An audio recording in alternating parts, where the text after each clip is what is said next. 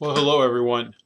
I want to give you a little brief lecture covering, continuing to discuss the concept of health psychology and continuing to talk about stress.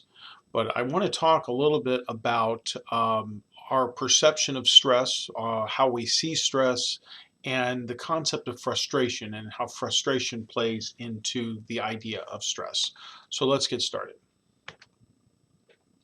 When it comes to the idea of stress and perception, you got to realize that a lot of people, how they handle a stressful event really depends upon how they perceive it.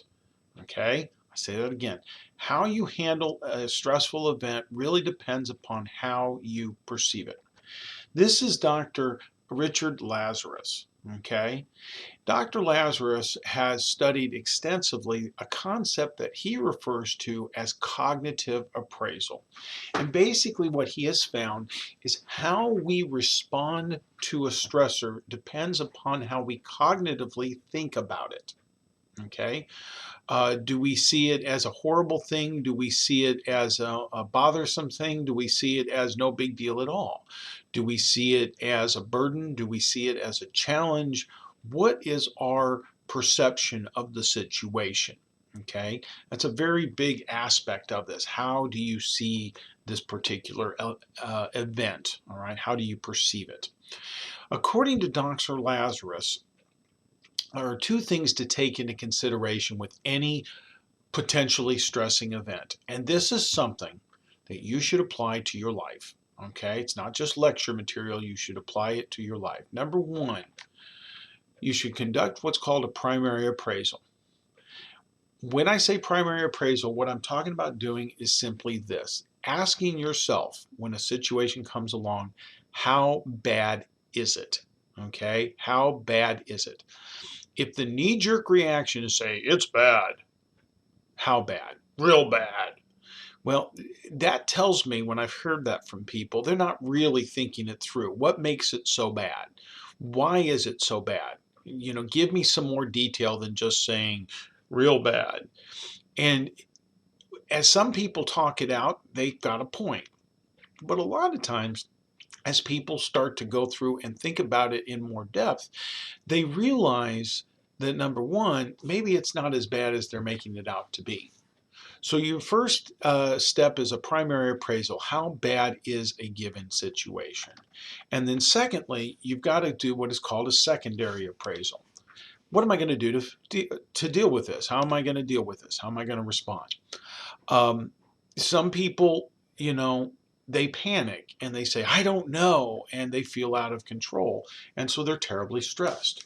They see something that's terrible and I don't know what I'm going to do.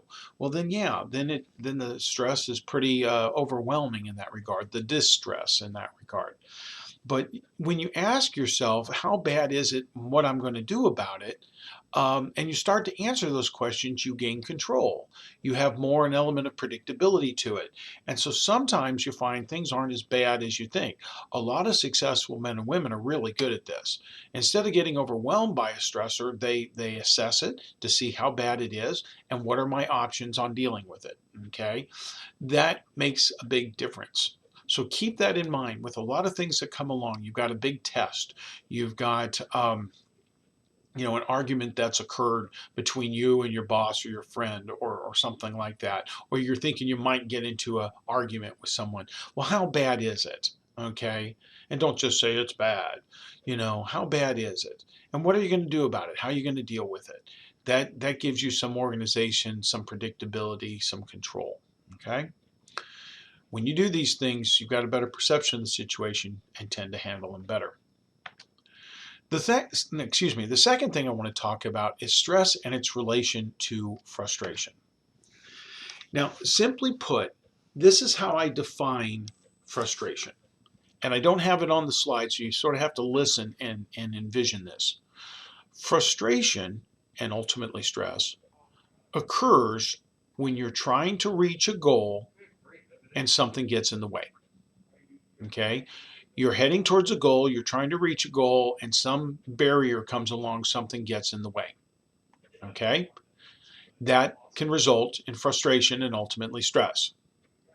If you're trying to get to school because you have a big test, and on the way there you turn around and get a flat tire, or you get stopped by a train, that is impedes you from reaching your goal. If you turn around and are exercising and try to lose weight, and you're actually walking or running, and let's say you end up pulling your hamstring, okay, after several weeks, or you start to have knee problems, I don't know, I'm just making this up, that can be a cause frustration and stress because it is a barrier to your goal. An important thing to know here is this, okay? How stressful and frustrating something can be depends upon the importance of the goal, okay? How stressful and frustrating something is depends on the importance of the goal. If the goal is to get to school because you have a final exam to finish out the semester, and it starts in 20 minutes and you're going to get there with 5 minutes to spare if you're lucky, okay? And then you turn around and you get stopped by a train. Oh my gosh, the end of the world, you're frustrated. What am I going to do? You can't get around it, and so on.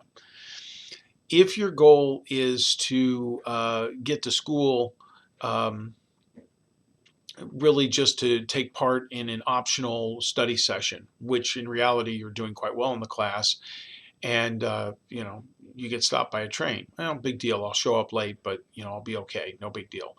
The level of frustration depends a lot upon the importance of the goal. If the goal is very important to you, then the frustration level is high. If the goal doesn't matter to you that much, then the frustration level tends to be low. Secondly, there are other characteristics of frustration, and you need to know the different types. There is what we call external frustrations. And external frustration occurs when something outside of your control interferes with your ability to reach your goal. You get a flat tire while driving to school, or you get stopped by a train, or you turn around and you come down with the flu, or you get sick when you don't expect it, okay? That could be considered an external frustration. It is truly outside of your control in that regard, all right? A personal frustration occurs when basically something about you keeps you from reaching your goal. Let's say you want to do well on your next test, but the truth of the matter is you haven't really studied. Okay, so you don't get a good grade. Maybe you're trying to get on a basketball team or something like that, but you haven't practiced. Maybe this happened back in high school or grade school. You didn't really practice much, and so you didn't do well. Or you were part of cross-country event and you hadn't been running like everyone else did during the summer, and so you get to the fall in your high school cross-country team and you don't do well because you haven't been training. Something about you gets in the way of you reaching your goal. Now, this next part is very, very important. People often take personal frustrations and try to make them sound external. Okay, say that again. People often take personal frustrations and try to make them sound external. So, why didn't you do well on the test? Well, the questions were unfair. They were hard.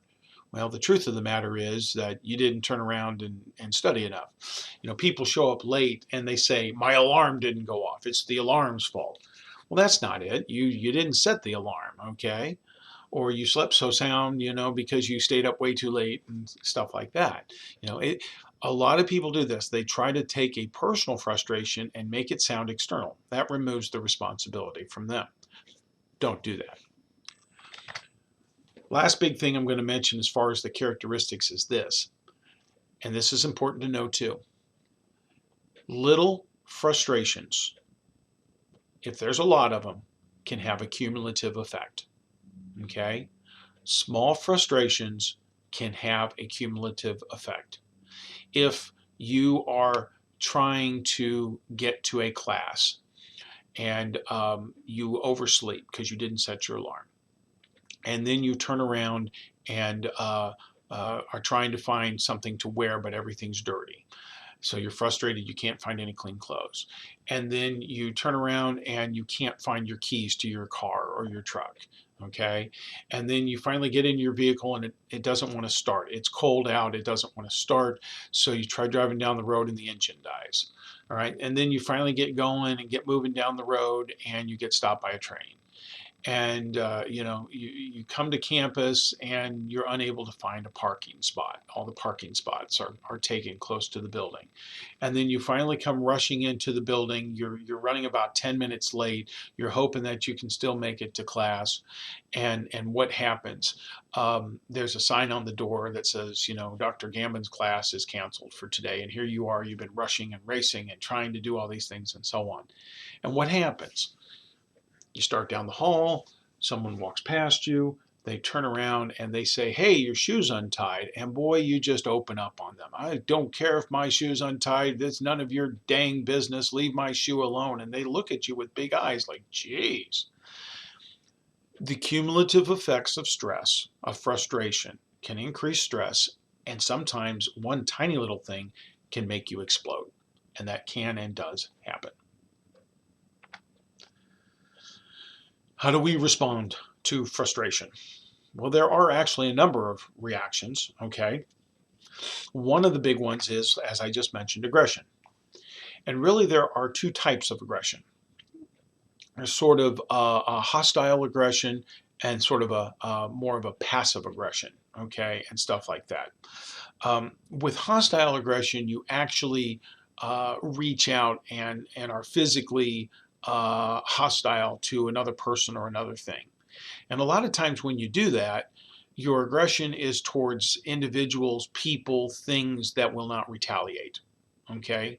You might yell at someone needlessly because you had a bad day and they say something to you and you yell at them and chew them out, when in fact they didn't deserve it. What's interesting about aggression is that a lot of times if you turn around and are hostile in your aggression towards another person, usually you pick someone who's not going to retaliate against you. Okay? If they can retaliate against you, then you don't usually go after them. But what can sometimes happen is this. Let's say you get hostile in your aggressions. You start yelling at someone because you're all frustrated.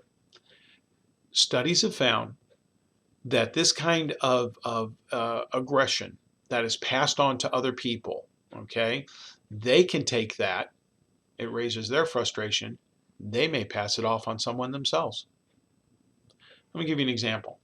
Let's say you have a bad day, okay, and you go home and all these things happen, you're very frustrated, you walk in the door and someone turns around and tells you, hey, you forgot to pick up some milk or some soda on the way home.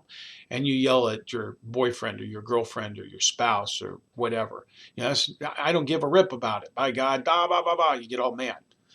They can turn around, get frustrated, and share and yell at someone else.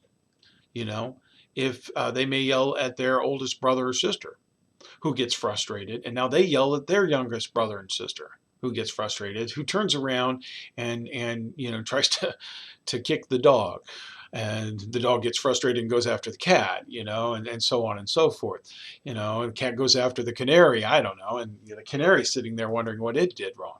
Sometimes this type of aggression can be extended and can be passed along, and that can sometimes occur. Okay, I don't want you to kick the dog or the cat. The last thing that we do sometimes as a way of dealing with stress when we get frustrated is that we escape. And I'm going to tell you something. That's not always a bad thing. That is not always a bad thing. There are times that if things get real stressful and frustrating, taking a vacation, taking a break, stepping away is not a bad thing. So do not automatically think, oh, you're running away from your problems. Bad approach. Not always. Sometimes that's a good approach, to step back and take a deep breath and so on.